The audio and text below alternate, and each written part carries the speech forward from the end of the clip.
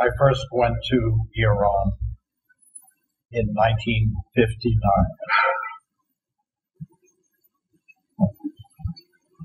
This was after the coup d'etat of 1953 and the beginnings of a argument about who should rule Iran.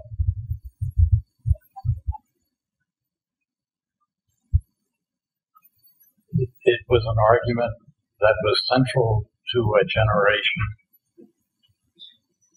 that was transforming the country economically.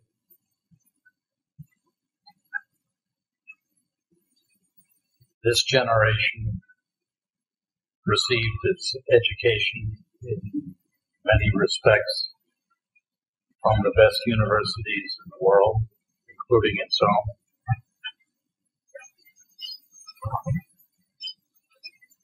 The oil revenues were beginning to have an effect on constructing an infrastructure for the country. There was a new sense of national identity being formed.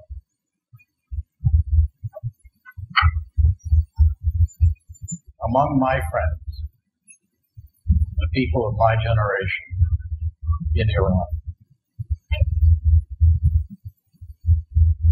the arguments were, what kind of model shall we follow when we take over? The Chinese model, the Indian model, the American model, and of course the Tuda spoke about the Soviet model.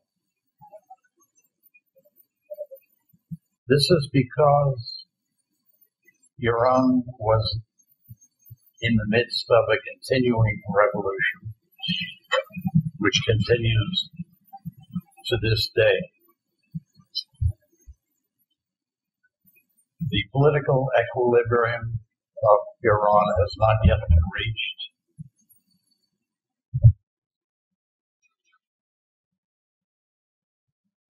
However, the revolutionary ideals have been developed over the past 110 years. What are those ideals? And they're important to look at, particularly now when Iran is on the brink of restoring relations with not only the United States, but Western Europe. It is on the brink of coming out of isolation, an isolation that began with the overthrow of the Shah in 1978 and 9.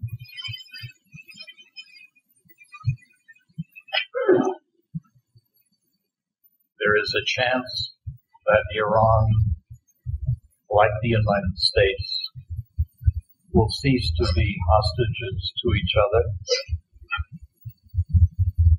There is a chance that the high civilization of Iran will have a chance to flourish fully.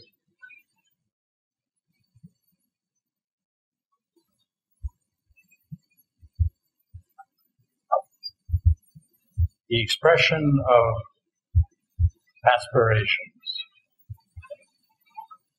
I can recall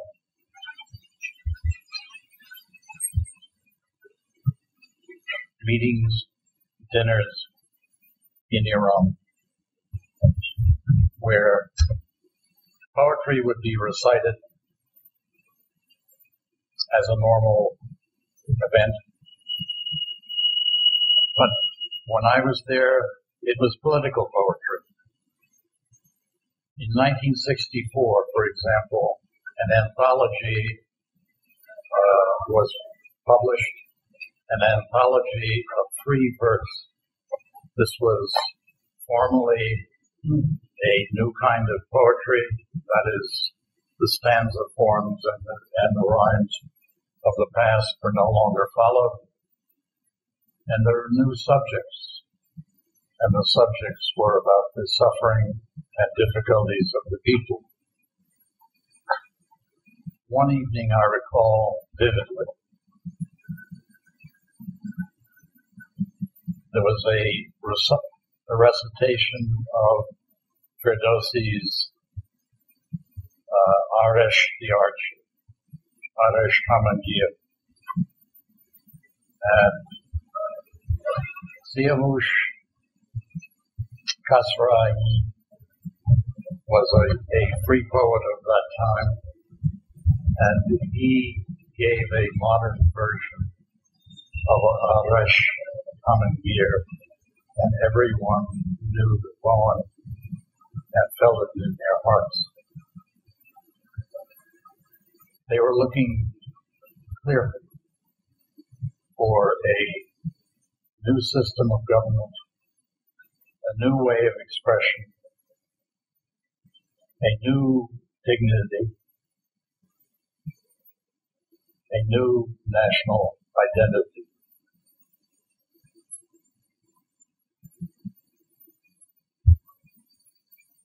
The complication of a society within a society of so many thousands of years of duration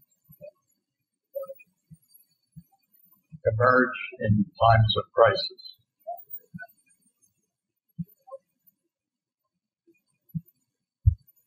Certainly, Iran has been in a crisis mode for my lifetime.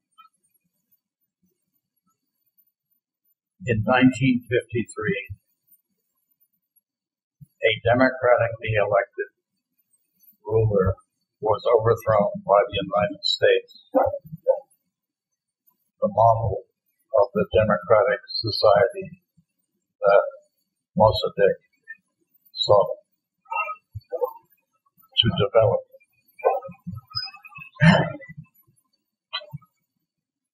The ideal was shattered, and the search for a new ideal had to come from within. And it has come from within. And the result is what we see now, a very complicated society, both secular and religious, a government system which is both secular and religious, highly competent in the world of technology, with great resources. It has every reason to believe that the new national identity will be a model for much of the world and an example of the best in its cultural life and history.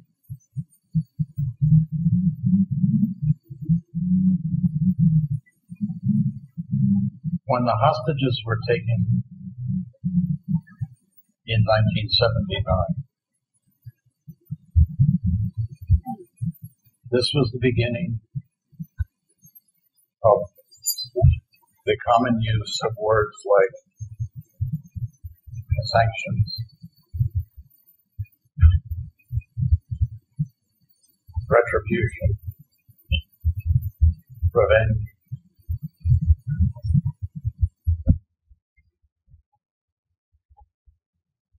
the hostage syndrome reflected the reality that both the United States and Iran had become hostage to each other. The word hostage goes back to the 12th century in English. And here, in its original meaning, it meant a pledge, not simply a taking of captives.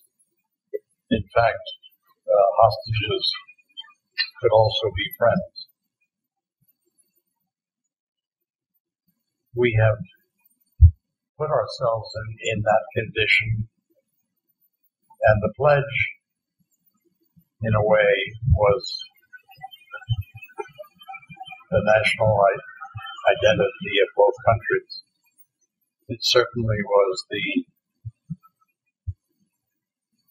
taking of American diplomats. In return, Iran was placed in a sanctioned mode as an enemy. There is a chance now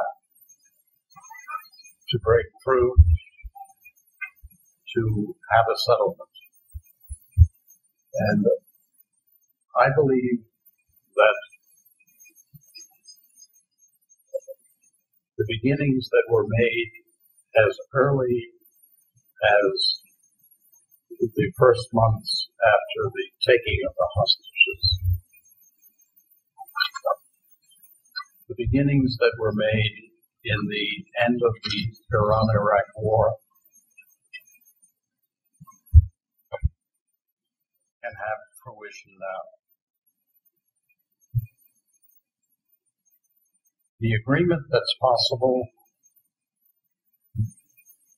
between the United States and Iran first is in the nuclear area. Iran has the capability of building nuclear weapons. There's no question about that. The technology and the brain power is there. The components could be put together should Iran decide to do so rather quickly. However, Iran has decided not to build nuclear weapons. There are no nuclear weapons, and there's a framework for serious discussion now, which is based on the proposition that is reflected in the religious statement made in the fatwa of both Khomeini and Khamenei, that weapons of mass destruction are forbidden by Islam, and Iran will have no nuclear weapons, has no nuclear weapons, and will not disseminate or produce any. We should seize that declaration and make it a reality by active diplomacy. There are a number of diplomats in this room.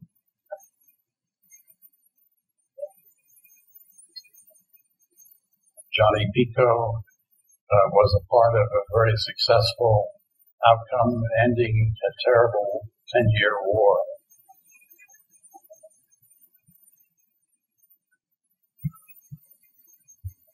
The capability of the Minister of Foreign Affairs of Iran is unusual. This is a person who knows the nuclear equation perhaps better than anyone else in Iran, and he knows it as well as almost anyone else in the world. Our Secretary of State is